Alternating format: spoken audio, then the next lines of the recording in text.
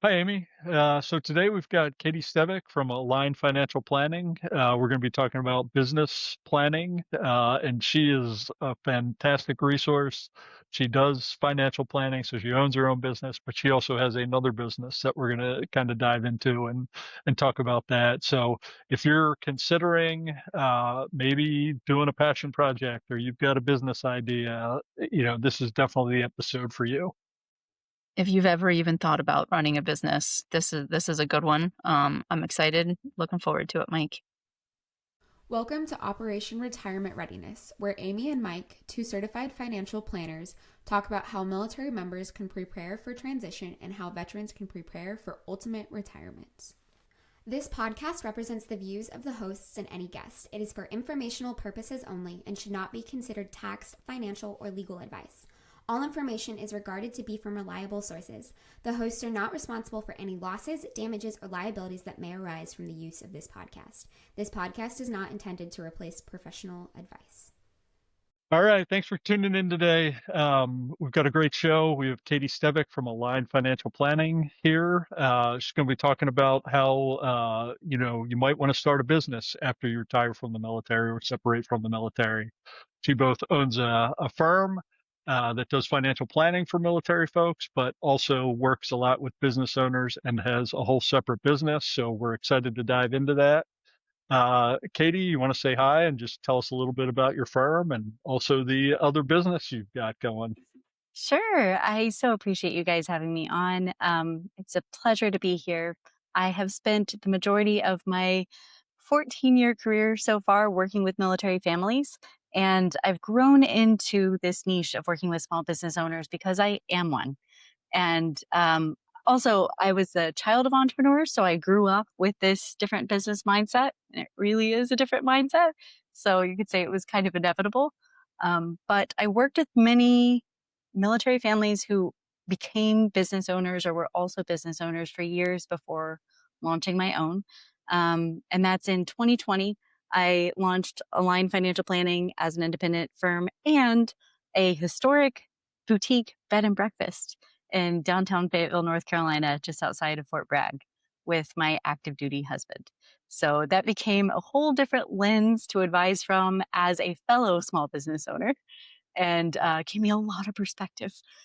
So the very long story short is that business started as a home for a line. You know how many attorneys will buy a real cool historic house downtown and like turn it into an office. Like that was concept A. But the house that we found and fell in love with was 6,000 square feet, a lot more than I needed. And our original financial plan that we made as a couple had a goal of restoring a historic home someday and opening a business together someday. We assumed both would be after the military and retirement, but we didn't specify that. So we learned to be really specific with a financial plan. And then opportunity knocked sooner. So we opened that at the same time in 2020 while my husband was deployed to Iraq. It was fun. Oh my Wild. goodness. Yeah. Um, so you've been down this road, and so that's gonna help a lot as we get started. Now, Yes. as people transition from the military, you go to transition assistance classes, and one of the things they talk to you about is maybe you want to start a business. Yes. And I think that appeals to a lot of people. You've spent a lot of your adult life being told what to do, and the idea of working for yourself and getting to, maybe tell other people what to do and not be told what to do can be appealing. But it's kind of a fraught decision that shouldn't be taken lightly. So as you think about, a person who's preparing to transition from the military, what do you think some of the central questions that they should be asking themselves are? Oh my goodness. There is so much power and intentionality in setting that first business plan. And I think the core questions to ask are what is the purpose of this business? And the core questions that any business plan is going to ask, like, what is the purpose of this business to your clients, to your customers? What does it serve the community? That is really important, making sure it's a service that people want to pay for. But then also asking, what is the purpose for yourself or your family? Is the goal to be self-employed, to create a job for yourself, where you're working in that all day, every day? Is the goal to have more time flexibility with your family? Like, that is really important. Is your goal to make every one of your kids' soccer games?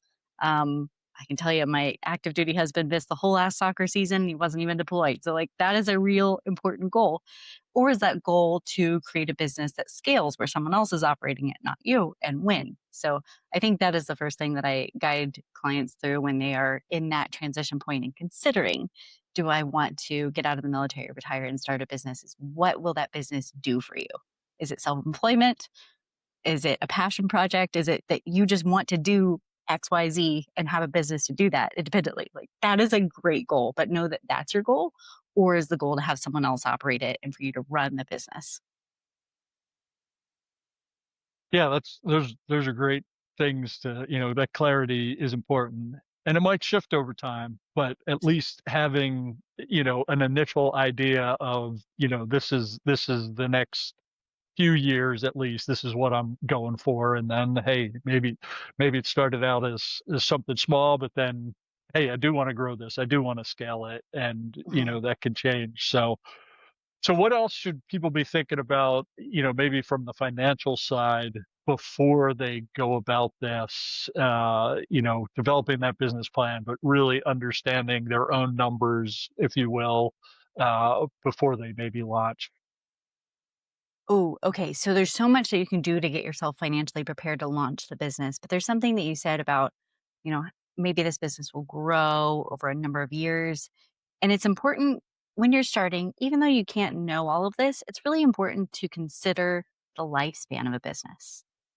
A friend of ours who separated from the military and has become a very successful business owner just offhand mentioned this at the start of my journey of opening a business. And it really stuck with me is that most businesses have a lifespan and it's not as long as you would think.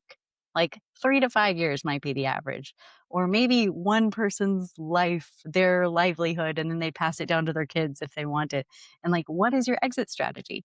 That is so key. You need to know what your exit strategy could be before you ever start a business.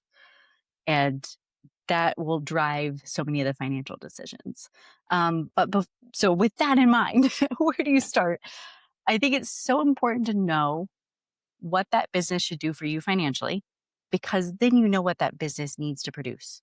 And then you know how much working capital you need to have for yourself and for the business and how to raise it or where it should come from. So, like, if you're really locked in, most of my clients have a goal of being work optional in retirement someday. So we talk about military retirement, full retirement, or separation and starting a business. Um, and a lot of the clients that I work with say, like, I'm never going to sit around and do nothing. Like, absolutely. But at what point does your money work for you and pay your bills and your work is truly optional? Your business is truly optional. If you really dial in when you want that to happen and exactly how much money you need, then you can work backwards and say, what does this business do to bridge that gap? And how much does that business need to earn to fulfill our personal goals of retirement, of travel, of, a forever home? These are common goals, whatever your personal goals are. And then what kind of runway do you need to have of business capital and a personal emergency fund that can cover expenses until that business does? If that goal of the business is to cover your personal expenses, which it isn't always, it's a gift that very few can by being retired in the military, having health insurance, having a pension, and starting a business. Like, that's a really magical combination. So, I mean, what you've said a couple times, and I think it's important to highlight this. So, transition is complex. Yes. Financially, planning for yourself is complex. If you're going to start a business, you have an entirely separate financial plan almost for the business. So there's almost two financial plans that you're building, right? One for the business and one for yourself, and they're integrated. So to me, that adds a whole extra level of complexity. But it is completely worthwhile as a business owner myself. You just have to Mhm. decide whether it's also worthwhile for you as somebody who's transitioning. Um, you mentioned that, there's some things that retirees, some advantages that we have, right? So we've got some fixed floor of income through a pension. We've got health insurance. We don't have to worry about those things. But there's going to be things that most business owners deal with that you just like the military background's not going to help you with. So, little income up front or maybe lumpy income through a year. How do you Mhm. help business owners kind of prepare for and think through how to address challenges that none of us have ever faced before with a paycheck that shows up on the 1st and 15th, barring Mhm. some government shutdowns from time to time, but almost always on the 1st and 15th. How do you prepare military clients for that?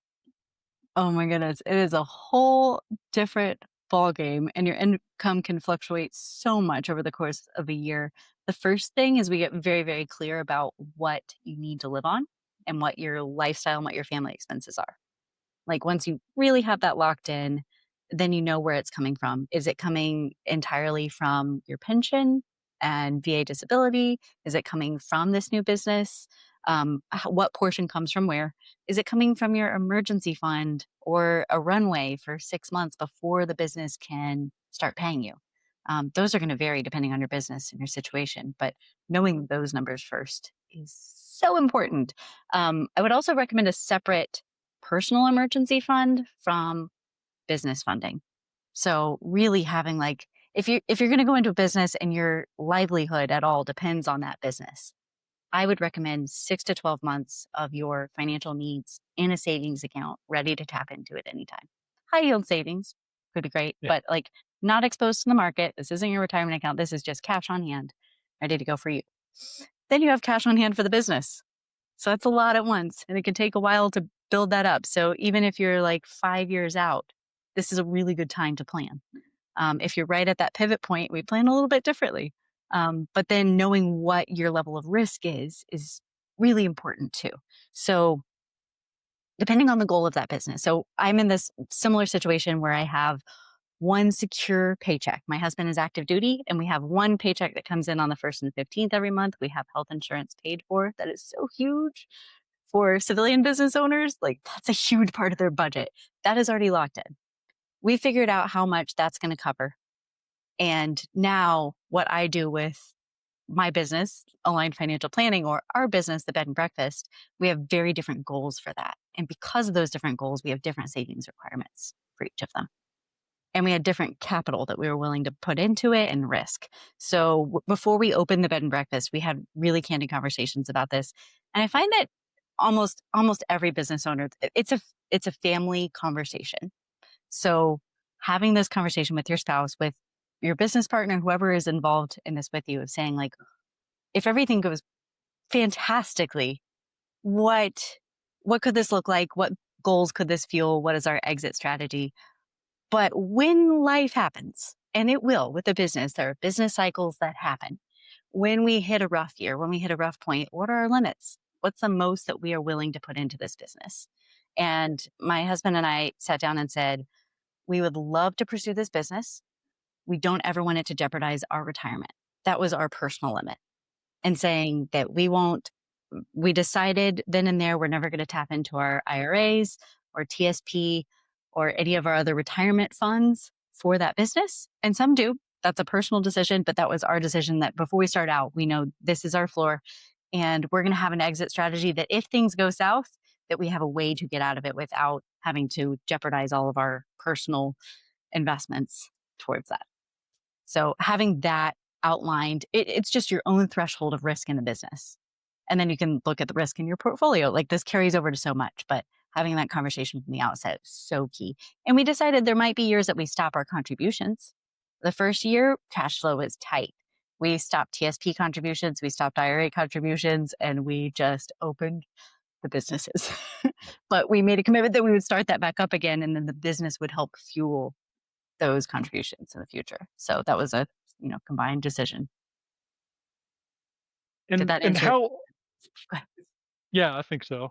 Um, how often do you see folks coming in with kind of really rosy, oh, this business is going to take off, and maybe underappreciating how hard this can be and how long it takes, and how do you kind of inject reality into that?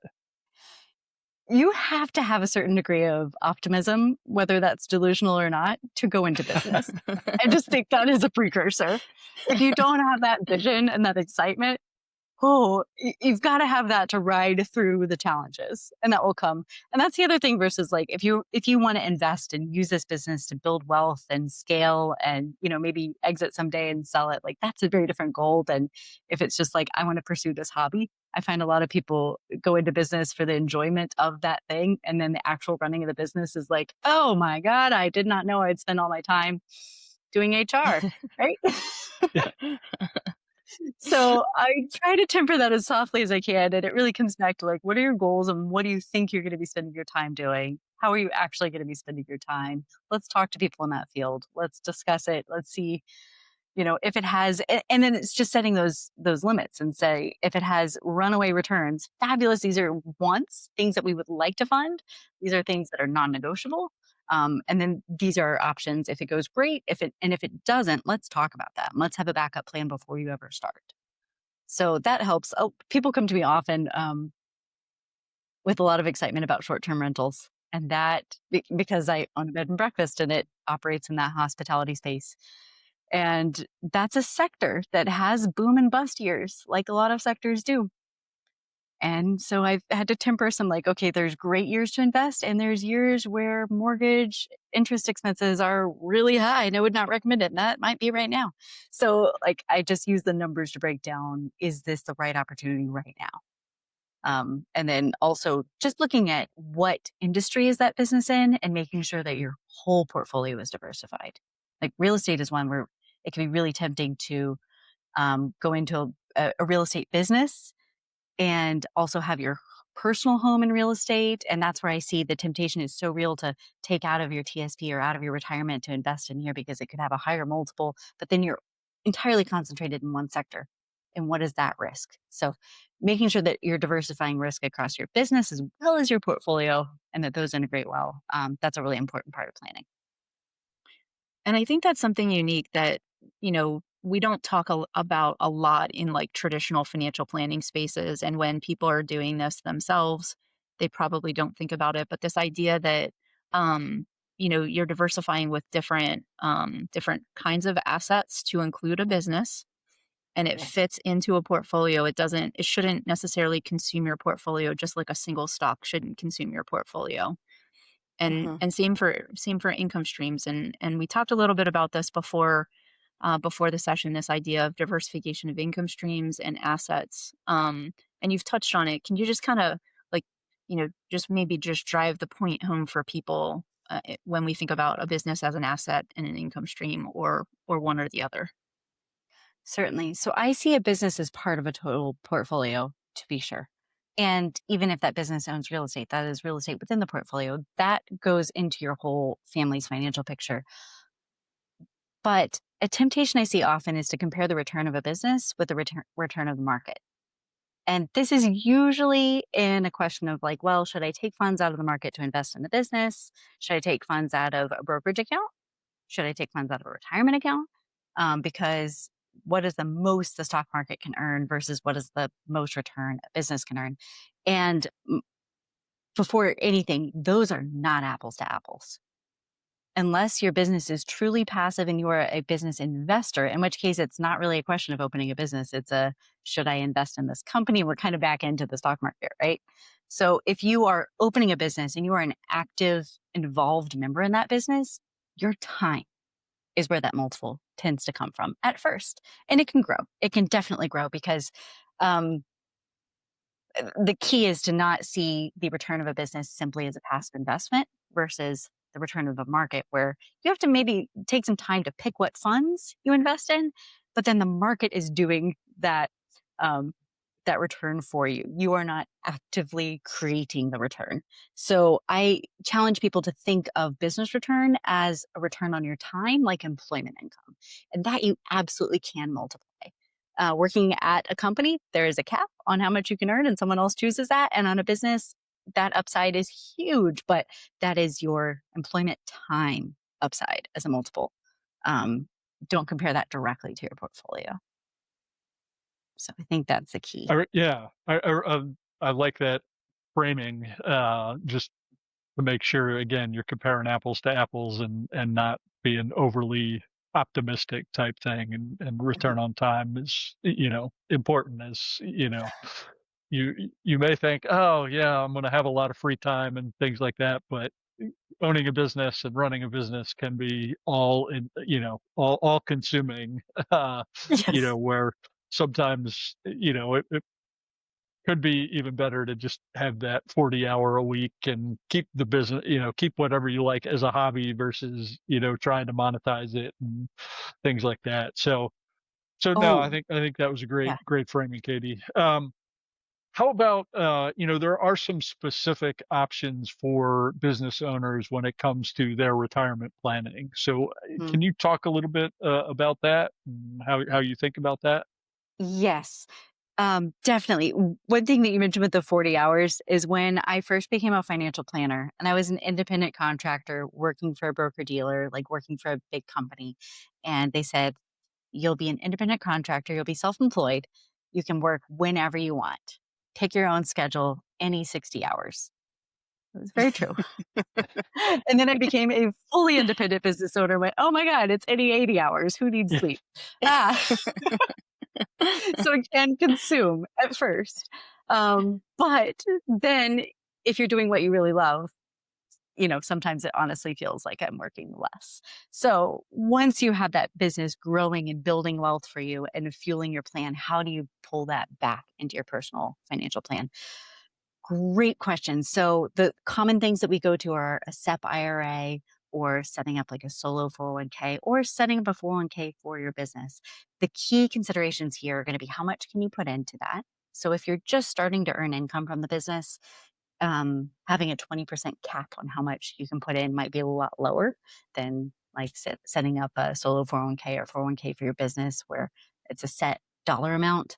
And then also, if you have employees, that factors in because then you have to contribute a certain percentage to your employees. Is that something you want to do? Is that something your business is prepared to do? So those are a couple of the options that are available in some of the considerations. A third thing that I see people overlook but can be just as powerful is when you're starting a business, you tend to have uh, high expenses in those first few years and great write-offs. And as tempting as it could be to channel David and say everything is a write-off, um, it really is a great tax strategy year if you have a few of those years, to consider how that tax fits into your overall tax bracket in your portfolio. Those are key years to do conversions. And if you have a TSP account that you've been funding for years, oh my gosh, I love that you had Omen talk about TSP in your last episode. And I have been so stoked about the ability to do in plan conversions. So you don't have to move it out of a TSP into an IRA to do a conversion now. And I can talk a little bit more in detail about that, but that is just as important in how you fund your own retirement as setting up those extra retirement accounts that you can as a business owner. And I'll say I did exactly that. I had a couple Yes. years where, there were more expenses than income those first, couple years coming in, and it's super low tax rate either to, harvest capital gains or, Yes. do some Roth conversions was, prime. So yeah, can really help, doing that tax planning Mhm. is super smart. Yeah. I think that's where the tax planning also goes into like the business structure. We talked about that a little bit of what kind of business structure you set up. And sometimes the structure that you set up initially can change once you're earning a lot, your revenue is really high and you're paying yourself consistently. And that's when it might make sense to change tax structure, to change, your investment portfolio strategy personally. Like the tax strategy really comes into play once that business is up and running and thriving, building your wealth. For sure. Um, One of the things that you brought up a little bit earlier is this idea of exit strategy. And you mentioned the idea that, some businesses don't stick around for, more than 3 to 5 years. Sometimes that's intentionally, sometimes things just didn't go well. If we have folks who are, listening who have already started a business, and maybe they feel like they're crushing it or they don't feel like they're crushing it, how do you help business owners sort of get a feel for where they are make hard decisions like either put more money in, close the business down. What are the things that you're helping, people look at and understand? Oh, goodness. The primary reason that people bring this up to me right now, it comes down to their time in the business. And maybe that Mm, business does really well with a certain amount of their time, but they hit burnout and say, like, how long can I sustain this level of personal investment in the business? What are other options? And so we start to look at just the business fundamentals of, what is your capital? What is your payroll? How could you personally take a step back? And then if this business is near its exit, how could you sell it? If it's done really well and you're ready to step aside and let someone else step in, let's do a valuation of the business. And that can be the first step in determining market value. And market value is ultimately what anyone else is willing to pay for it. So I can do a business valuation, looks fabulous, but it depends on that industry and what market there is right now for someone to buy into your business. But I've seen some really cool buyout strategies and all sorts of businesses. And it's really neat to see there's such a market out there for a business that's up and running and profitable and for someone to just jump into your passion. And it's really cool to see other people carry that forward.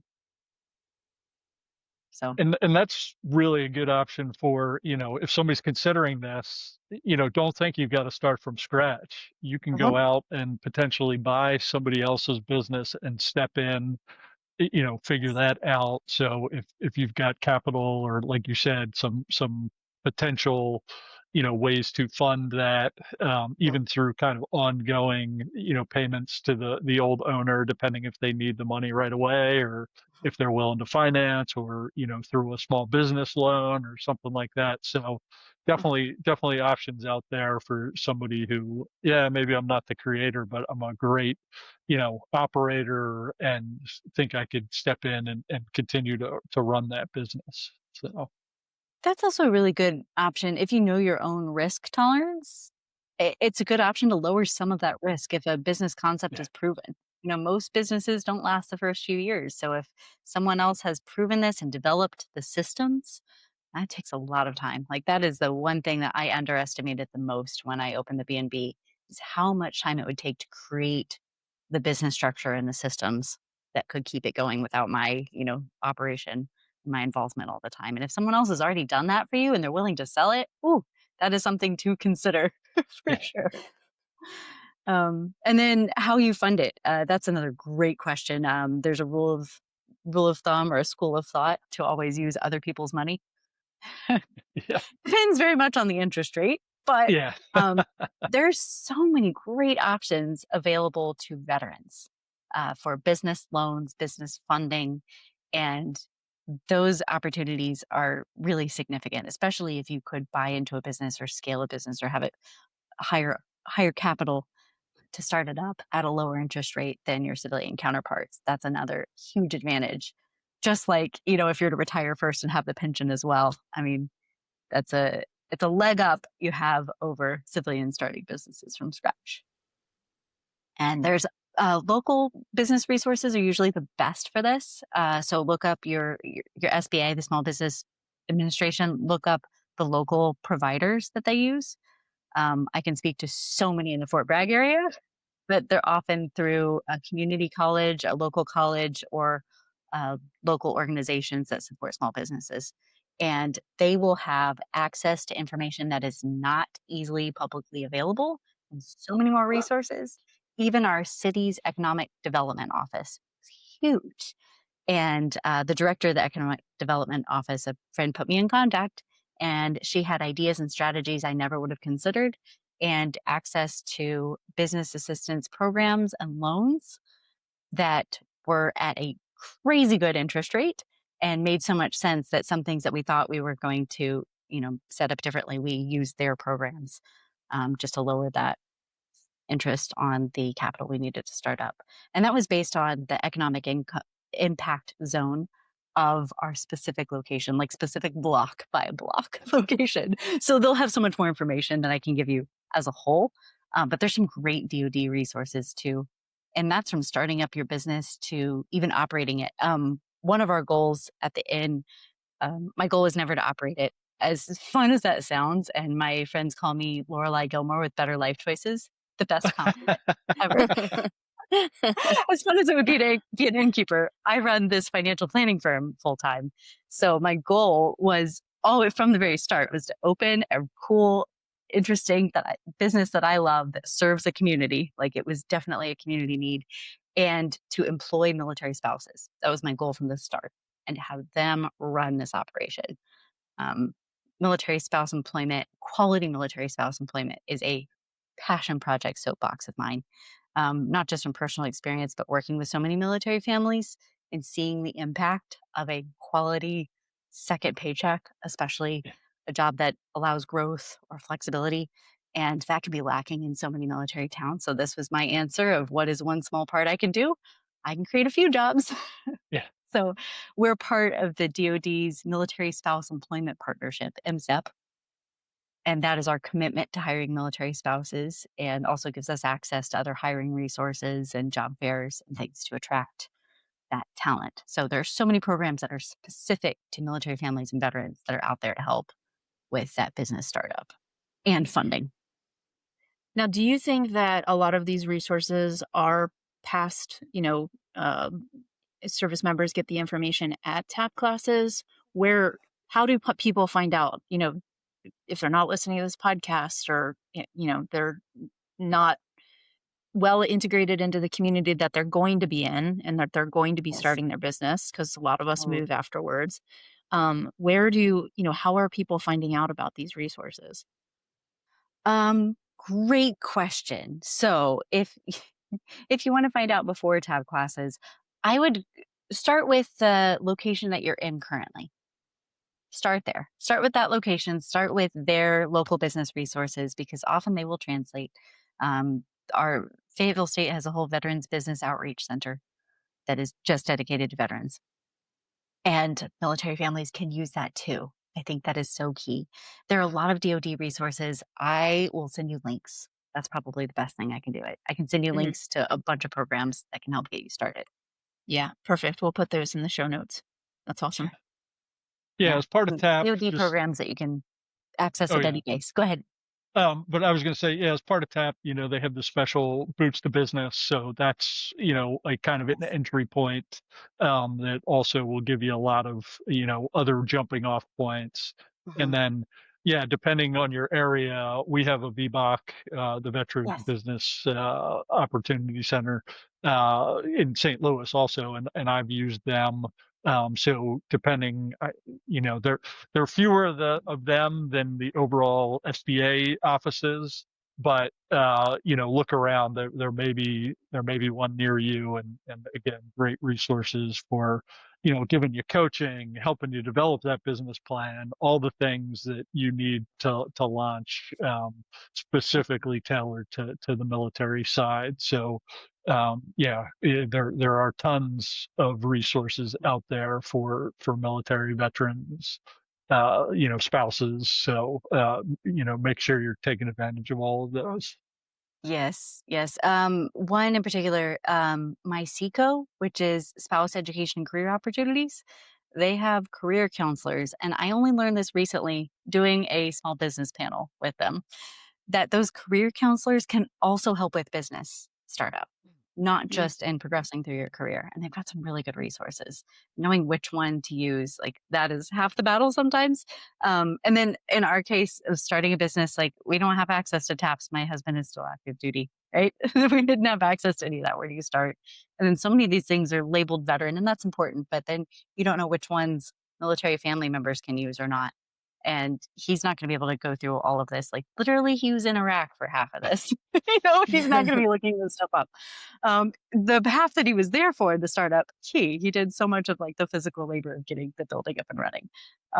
But knowing which ones to use, that one's a great resource. An organization that I co-founded, the Military Family Foundation, has a veteran and military families organizations resource map that we put together that just helps you identify what organizations exist in the space and do what. So I can share a link to that too, just to know where to start. Yeah. Yeah. Those Yeah. resources. Yeah, that's awesome. Now in an effort to kind of bring things together as we get ready to wrap Yes. up, say somebody is getting ready to transition, maybe they're a year out, maybe they're hopefully a few more years than 1 year out. They don't Mhm. have any business experience. What do you tell them that they need to do and be prepared to do for the next 12 months? What are the key Well, pieces of advice? What are you telling them to do as they get ready to transition? Okay, save like no one's business. Just to be quite blunt, the more cushion you have, the easier this entire transition will be. Make sure that you have a really good foundational personal financial plan, because a business will multiply anything that's going on in your personal life. If you have really solid savings habits and you're a great investor and you can grow money, that will be multiplied in business. If you're a little chaotic and your finances are leaking everywhere, that will be multiplied in business. So really get your own personal finances rock solid. That's what I'd start with. Then research like crazy. Go into knowing everything you can about that business, about that field you're going into. Talk to people in the current space, even if you're not exactly sure where you're going to end up. Use the power of the network, because I found the military is a really small world and our network is fabulous. And talk to friends who have gotten out or who might be in business and say, like, what are the hard truths? What is this really like on the ground? Get that perspective for whatever industry you want to start a business in. I feel like that would be really key. There's so much research you can do before you start, so much planning you can do before you start. And once you start, you're in it. It's consuming. So use that prep time wisely. That's a great question. Yeah. And Katie, then have fun. thanks. Yeah, yeah, that's the most important thing. So, Yeah. hey, as we wrap up, where can people go to learn more about Align? And what's the name of, if they're in Fayetteville, what's the name of the bed and breakfast so that they can Yes. stay there? Yes. The bed and breakfast is the McPherson House, MacPherson, MacPhersonhouse.com. And it's on Hay Street in downtown Fayetteville. Align, literally, I chose the name from the word that I use with clients most. And everything that we do is aligning your money and your time and the values that you have as a person that reflected through those. So alignfinancialplanning.com as well as where you can find me. And I'm super excited for all these business ventures and would love to hear if you're thinking of starting a business or if you're already starting a business. I'd love to hear what you're up to and cheer you on. Katie, thank you so much Thank, for coming today. This has been fantastic. We haven't covered this level of detail on this topic at all. So I hope that people find it useful. Check the show notes because I think there's going to be a ton of resources in there. So thank you again for your time. Absolutely. It's been a delight. To get transcripts, show notes, or more information, go to operationretirementreadiness.com.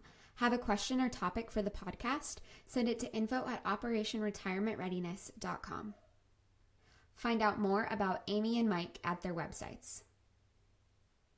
Mike is the founder of Next Mission Financial Planning, LLC. He retired from the U.S. Air Force and has worked in the financial services sector since 2021. He is a certified financial planner, chartered financial consultant, and a certified college financial consultant. You can find out more about Mike at nextmissionfinancialplanning.com. Amy is the founder of Instar Financial Planning, LLC. She is retired from the U.S. Army and has worked in the financial services sector since 2019. She's a certified financial planner, a chartered federal employee benefits counselor, and a chartered retirement planning counselor. You can find out more about Amy at instarfp.com.